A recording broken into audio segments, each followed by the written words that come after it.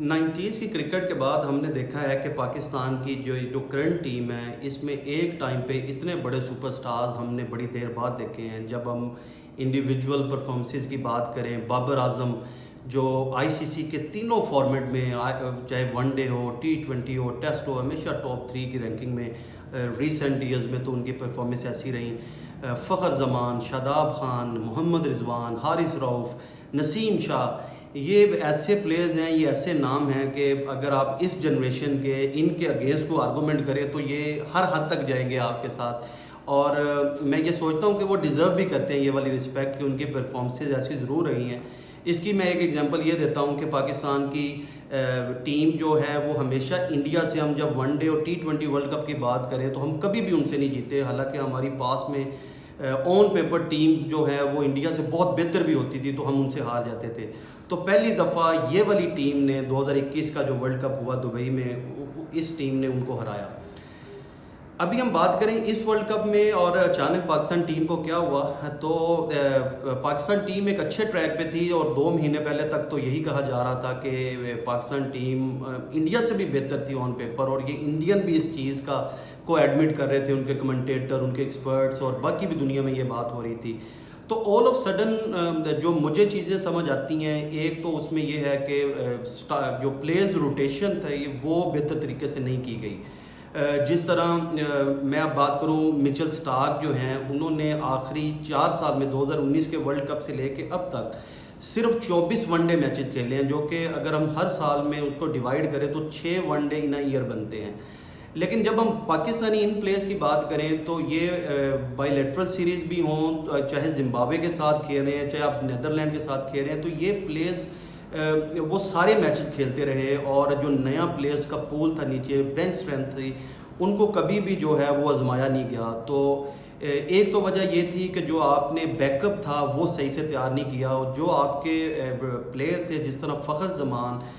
وہ بڑی اچھی فارم میں تھے اور آل آف سڈن جو ہے وہ تھوڑا آف کلر ہوئے، تو اس نے بھی پاکستانی ٹیم کے لیے پرابلم جو ہیں وہ اس طریقے سے بڑھائیں کہ وہ پاکستان کے جو ٹاپ 4 بیٹسمین اس میں فخر زمان ایک ایسے بیٹسمین تھے کہ جو آ کے اٹیک کرتے تھے، ہاریزونٹل بیٹ سے بڑا اچھا کھیلتے ہیں وہ. لیکن ان کی پرفارمنس نے بھی ڈینٹ کیا پاکستان کو. جو سب سے مین وجہ بنی نسیم شاہ کی انجری. نسیم شاہ کی انجری کے بعد ہم نے دیکھا جو پاکستان کی ابھی جو پیس اٹیک ہے، جس میں حارث، شاہین اور حسن علی کو ہم دیکھیں تو انہوں نے بولنگ بری نہیں کی جو پاکستان نے ابھی 3 میچز کھیلے ہیں. لیکن اب ہوا کیا ہے کہ نسیم شاہ کی انجری کے بعد چیزیں کلیئر ہی نہیں ہیں، پلیئرز بھی ڈاؤٹ فل ہو گئے ہیں. شاہین شاہ افریدی کو سمجھ نہیں آ رہی کہ وہ اٹیک کرنے جا رہے ہیں، حارث اٹیک کرنے جا رہے ہیں یا حسن علی. تو مجھے لگ رہا ہے کہیں نہ کہیں پاکستان کی جو بولنگ ہے وہ ڈیفینسو اپروچ سے جا رہی ہے رنز بچانے کے لیے. اسی طرح شاداب جو تھے ان کی بھی پرفارمنسز بہت اچھی تھیں، ان کے بھی پرفارمنس میں ڈپ آیا. اور ان کی جو مین وجہ مجھے لگتی ہے وہ یہ ہے کہ شاداب نے بہت ٹائم سے 4 ڈے کرکٹ نہیں کھیلی. لیگ سپنر کے لیے بہت ضروری ہوتا ہے کہ آپ جو ہے وہ ریگولر بیسس پہ جو ہے وہ 4 ڈے کرکٹ کھیلیں. لیکن شاداب جو ہے ان کی پریفرنس جو ہے وہ ہمیشہ لمیٹڈ اوور میں اسپیشلی T20 کرکٹ رہی. وہ تو ون ڈے سے ہٹ کے پاکستان میں جو ڈومیسٹک ODIs ہوتے ہیں ون ڈے کے میچز وہ بھی نہیں کھیلتے. تو اس سے کیا ہوتا ہے کہ آپ کا جو ہے وہ لائن لینتھ لیگ سپنر کے لیے بہت ضروری ہوتا ہے، تو وہ نہیں بنتی. تو آل آف سڈن یہ جو 3 پلیئر ہمارے تھے، جس میں نسیم انجرڈ ہو گئے، فخر زمان کی فارم میں ہوا، بلکہ امام کی بھی ہم بات کریں تو ہمارے جو ٹاپ 3 تھے وہ کافی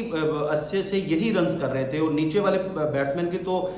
سمجھ لیں کہ بیٹنگ ہی نہیں آتی تھی. تو اور چوتھے پہ رضوان تھے، تو یہ بہت ایکسیپشنلی گڈ تھے اس فارمیٹ میں. لیکن ہوا کیا کہ ہم نے بیک اپ بھی تیار نہ کیا، اور جو بیک اپ پہ بھی ہمارے بولر تھے جس طرح حسنین تھے، احسان اللہ تھے، اور احسان اللہ بھی 150 پلس میں بھی بولنگ کرتے تھے. اب PSL کے بعد وہ کوئی ایسی کرکٹ کھیلے بھی نہیں ہیں، اور وہ انجرڈ ہو گئے. اور ان کا جو ایلبو کا آپریشن بھی ہوا اس کے بارے میں بھی کہا جا رہا ہے کہ وہ آپریشن بھی پورا مس مینج ہوا ہے PCB سے، اور شاید وہ دوبارہ آ کے اس پیس سے بولنگ نہ کریں. پلیئرز کی فٹیگ بھی اس میں شامل ہے،